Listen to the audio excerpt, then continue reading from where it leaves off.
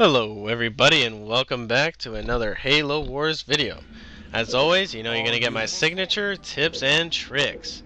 So today I put up a parody, a Halo Wars parody, moves like Jagger. It's actually rage like Arby. And I didn't think I was going to get any really good feedback on it or anything like that, but I got a lot of really good comments on it, guys.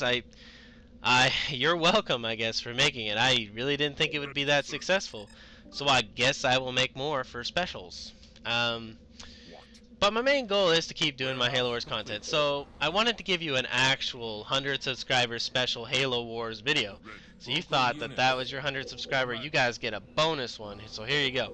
I'm going to show you my absolute base damage technique for getting ahead of the other arbiter. This works against other arbiters in 2v2, okay? And what I'm going to do is you want to go temple second against an arbiter, okay? And you want to put your temple in the back middle building spot. And you want to build your third building there, but it depends on where they are. So if you'll see, the arbiter is next to me in this game, okay? Now, because he's next to me, right, I want to put my pads and split them.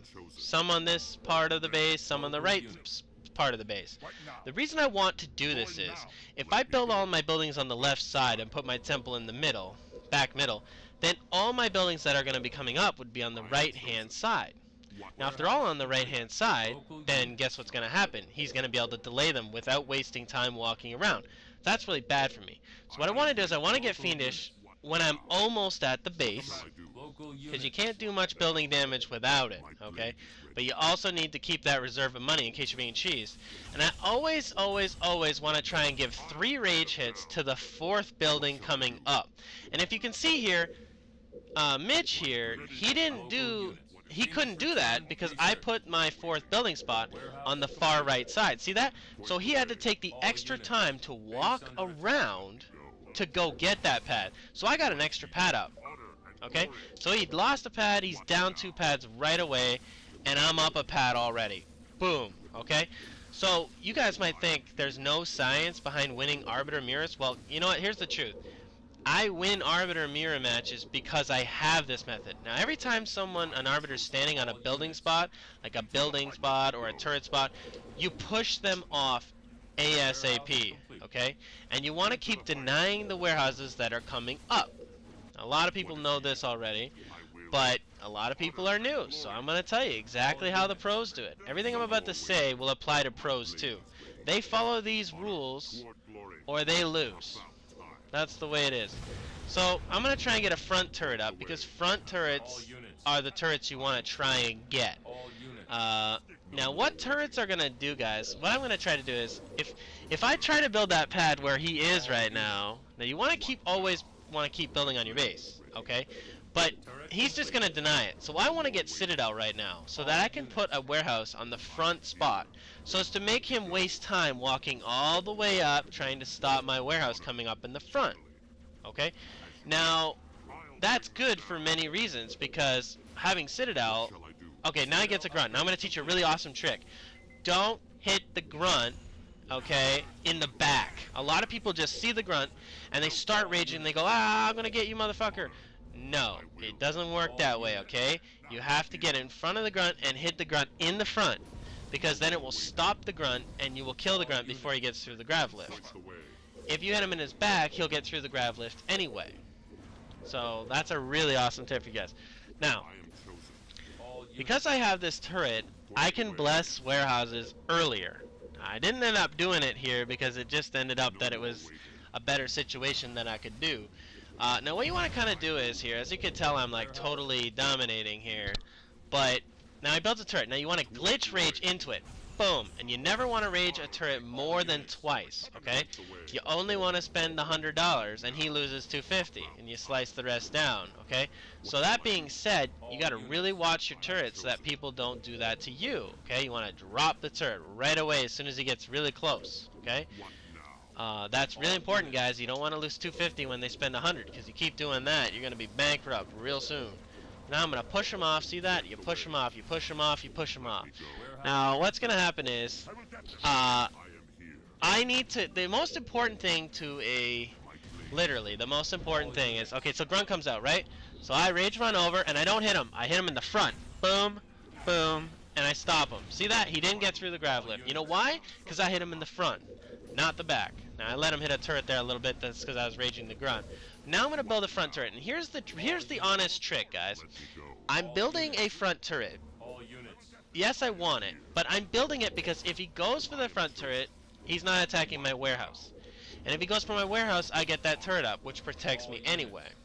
So it's like this turret is this big-ass distraction, and I don't care if it gets up or not. Okay? That's the thing. I don't want him to hit that turret. Now, I let him hit it a little bit here, and that was a mistake on my part. It was a mistake on my part. But it ends up getting up. So, not a big deal. Now I want to try and get another turret, but actually I decided to bless pads here because it's safe, it's protected by a turret. Now the most important thing, guys, is you want to control the front of a Covenant base, okay? If you keep attacking this back warehouse like I am right now, he could literally build a suicide grunt and I wouldn't catch it, okay? And notice how I'm also using my ghost. My ghost can watch the opposite side of the base at all times. It can kill red bar pads. It can actually damage turrets pretty good. It's just really good to use your ghost on offense. I rarely see a high-level arbiter do this against me. They never send their ghost. I do not understand why they don't. It does damage. It's good for seeing. They can't get a turret without your permission. You know, I'm trying to get a summit right here now. He's not going to let that happen, which is good. But in the meantime, he has to attack that summit. So I can build this turret because I know he has to kill the summit.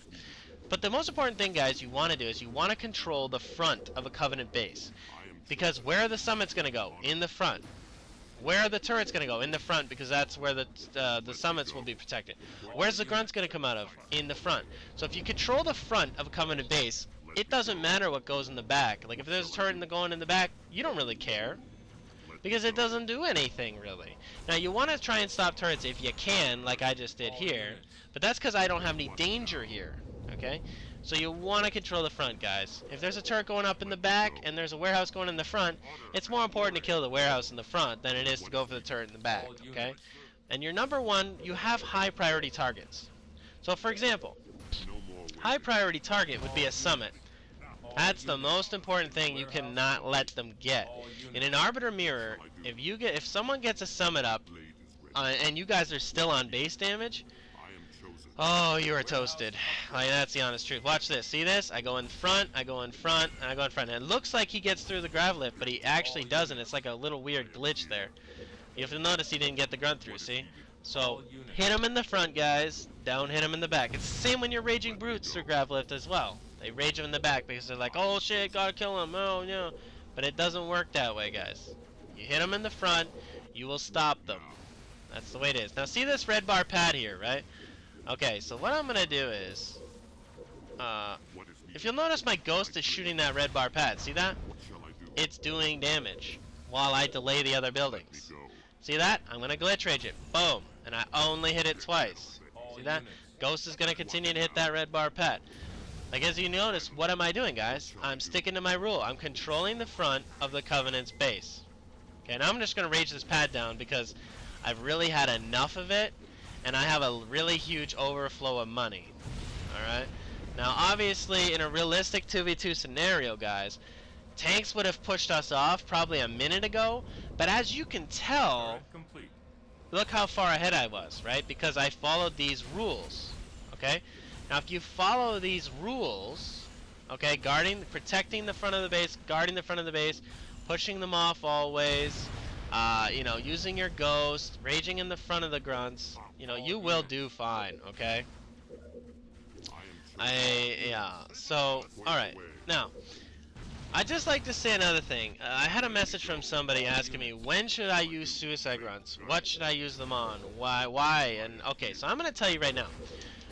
You do not want to be a suicide grunt whore, and what I mean by that is, you do not build suicide grunts non-stop and put them into warehouses, because you know what? A warehouse costs $100.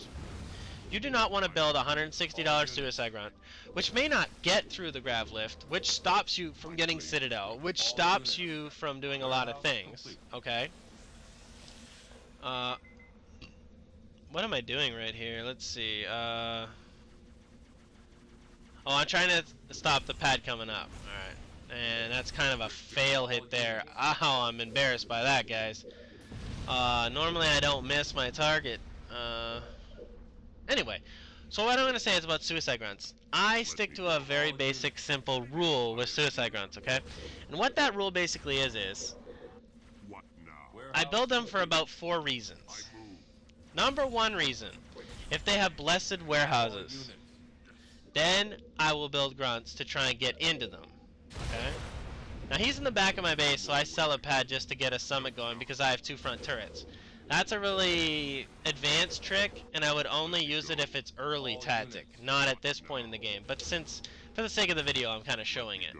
But yeah, so suicide grunts, you want to use them on blessed warehouses as number 1 reason. Number 2 reason would be if they achieve a front turret. So if they get a front turret, then you would use a suicide grunt, so you'd get one. If they get a summon up, then I would build a suicide grunt. Okay, but you shouldn't let them get a summon. But if they do, you build a grunt. Okay, maybe 2 if you have to. And the other 4th reason is if they start attacking my temple and they grunt my temple, I will queue up as many suicide grunts as I can before my temple dies. Okay, because you have to have some form of units if that's happening. Now that being said, that doesn't mean you should go for their temple. This is a bad idea. You should not do that as an arbiter. Going for the temple will do nothing, okay? They're just going to build grunts right back, and before you kill the temple, they'll have just as many grunts unlocking and killing your temple. Why would you want to trade temples? It's unnecessary, and you shouldn't do it. Now, you shouldn't build grunts non-stop. Now, you shouldn't try to build grunts to put into the arbiter, okay? But I'm not going to say don't. It's just that if you know the suicide grunt glitch like I do, and I will put a video up on that, but in the meantime, you could go to Zero Subset's channel and check out arbiter glitches, and pretty much I helped him with it. It pretty much explains it. So that's why I don't get hit by suicide grunts. You know, like, I don't get hit by suicide grunts, so they never work on me. They may work on other arbiters because they don't use that glitch. But anyway, so yeah, just don't do it. Only for those reasons, guys. And if you're guarding the front of the base, them building grunts will not be a problem. See what I'm getting at? So you don't need them. And if they buy a $160 grunt and you spend $150 raging it because it costs 3 rage hits, then he's wasting $10 each time. So yeah, now I will say this, guys, I'm coming near the end of the video, and I'd like to say thank you guys so much for all your support. I can't believe I didn't think I would get 100 subscribers that fast, but you guys are so awesome. I will put up more videos like this if you guys want a serious in-depth breakdown. Another really quick tip, guys, if you're against another arbiter and you do get a summon up, you want to build non-boost banshees, okay? Because it's hard for an arbiter to rage ride non-boost banshees. Don't ask me why, it's just the way the game is, okay? And it's just because you want to get as many banshees as quick as you can. So, yeah, that's why I was just getting non-boost banshees there, because I knew he would kill it, and what's the point in getting boost? Like, you want to follow a basic principle like this. You don't want to upgrade units first and not have any units, because you could lose your summit or your vehicle depot. So you want to have the units before you upgrade them. That's like a basic rule you want to use in an RTS, period. So, yeah, that's what I'll say about that, guys. So, thank you very much, guys. I hope this video helped you, and I know it helped me, and I know it helps a lot of the people I teach. And it gives you an exact method of how to play as arbiter. And before the video ends, I just want to say if any high-level players want to challenge me to my base damage rules, it's a little mini game I play. It's like a rules. I will say the rules if you guys want to know more about it. I will accept any challenge from any high-level player to arbiter mirror match me in base damage, and win or lose, I'll put it up. Okay, and I just want to see if anybody can out base damage me. So, have a great day, guys. Comment, rate, subscribe. Smug Big Bird says goodbye and have a great day. Take care, guys.